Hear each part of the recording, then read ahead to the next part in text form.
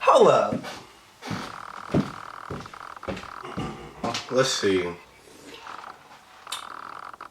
I'm just talking about what just happened right now. So I'm like, I don't have any more coffee. I'm a big fan of Pete's Nitro Cold Brew. They don't make that anymore, so I guess it's Stumptown, but it's a subsidiary, same stuff. Anyway, so I went down to Safeway to go grab a can, and they didn't have any, so I'm standing in line at the Starbucks and the Safeway, right? So I'm sitting here and I'm like, whoop-de-whoop, like, and man's just like, oh, we don't have no Nitro Cold Brew here. And I'm like, bro, are you serious? Let me just get a cold brew.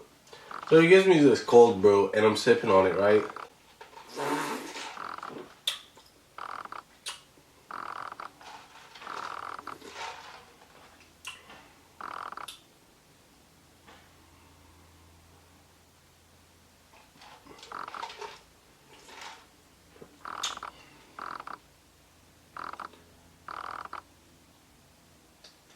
Real quick, boom.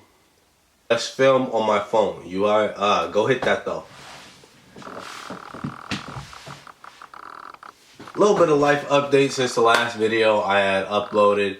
I appreciate the comments, all the feedback, all the love I really got on that video. It was kind of crazy because, you know, it was just like a really, like, it was kind of crazy that I got all that like type of feedback, because it was like, I just put that review up there because I felt like there wasn't a proper or as in-depth review for that particular camera, my particular film camera. I just decided to put that out there.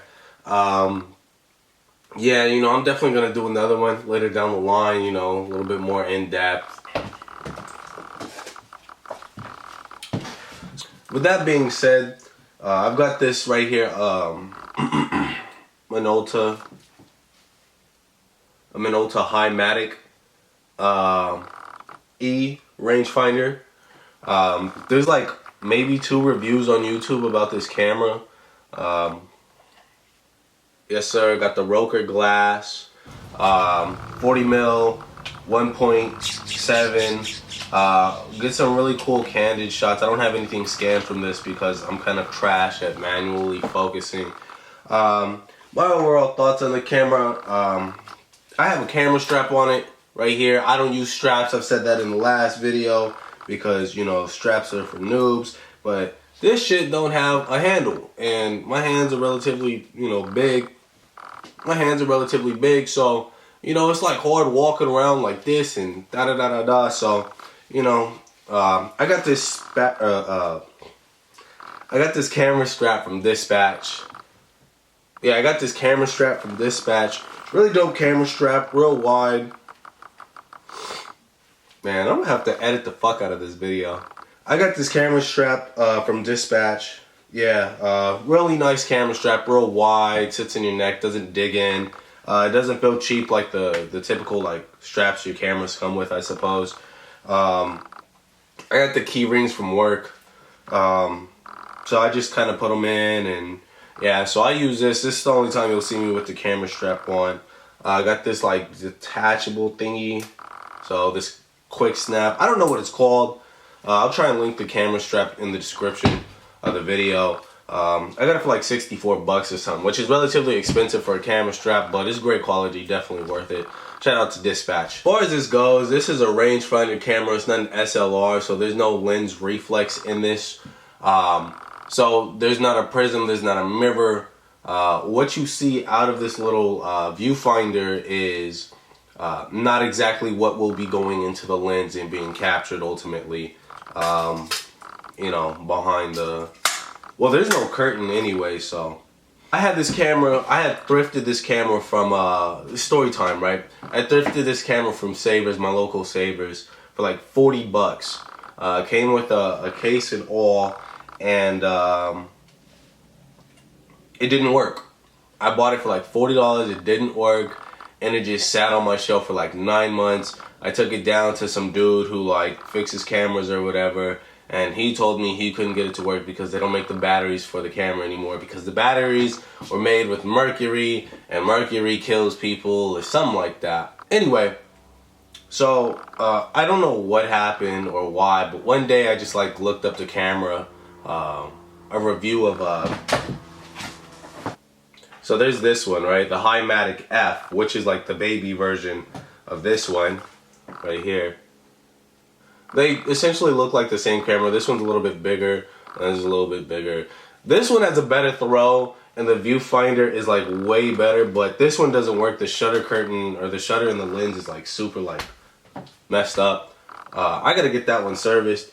But what did I start talking about this? Yeah, so I was on YouTube and I was looking at a review of this particular camera, and the dude was saying how since they don't make the batteries for these cameras anymore, what he did was he just took the springs. There's springs on the inside, not springs, but almost light springs, and he just bent them up a little bit heavier, a little bit higher, so he could put LR44s or something like that, some small battery that costs like $8, hella overpriced, right?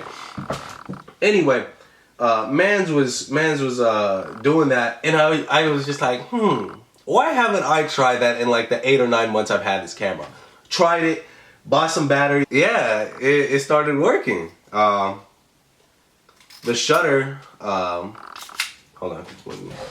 So the shutter, right, the frame advance lever won't move unless it's being powered by a source. So it was just stuck. It just wouldn't move. The shutter wouldn't go off. But now you can see lights up, right? Click. I don't have any film in here. I've shot a few rolls on it. Me personally, I think it comes out great. It's a great travel camera. For the price, I think you can pick it up for like somewhere near $40, maybe give or take $10 to $15. So my camera in particular has like this hazy, like weird, like thing on it, on the lens.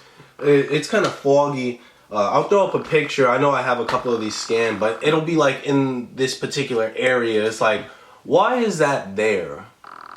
I don't know what it is, but I mean, it doesn't bother me. It's kind of cool. You got to remember this camera's from like the 70s, early 70s.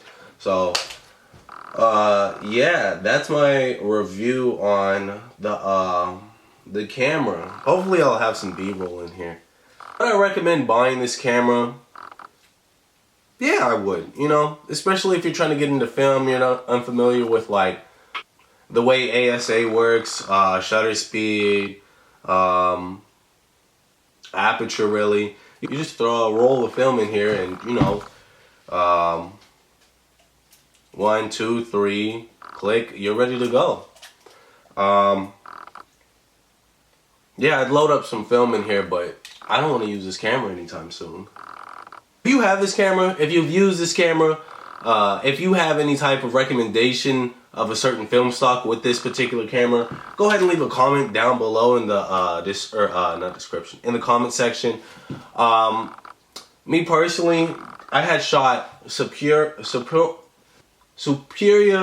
400, I shot Portra 400, and I believe like 2 rolls of Ultramax. I fucked up one of the rolls because the batteries died, and I opened it up because I thought like the roll got like stuck or whatever. So I completely fucked that roll. Yeah, the Ultramax came out pretty decent. Superior was whatever. I mean, it's, you know, it kind of has the same look across the board from what I've seen. And the Portra was really cool. I think Portra, you can't really go wrong with Portra because it's Portra. But for the images that this was producing, I honestly think you can't beat it for the size. It's real cool, real vintage. I got a lot of compliments on it too. So I definitely say pick it up if you ever catch it for a decent price, like $20, $15. Definitely snatch it up, you know, throw a roll of film in there and go have fun.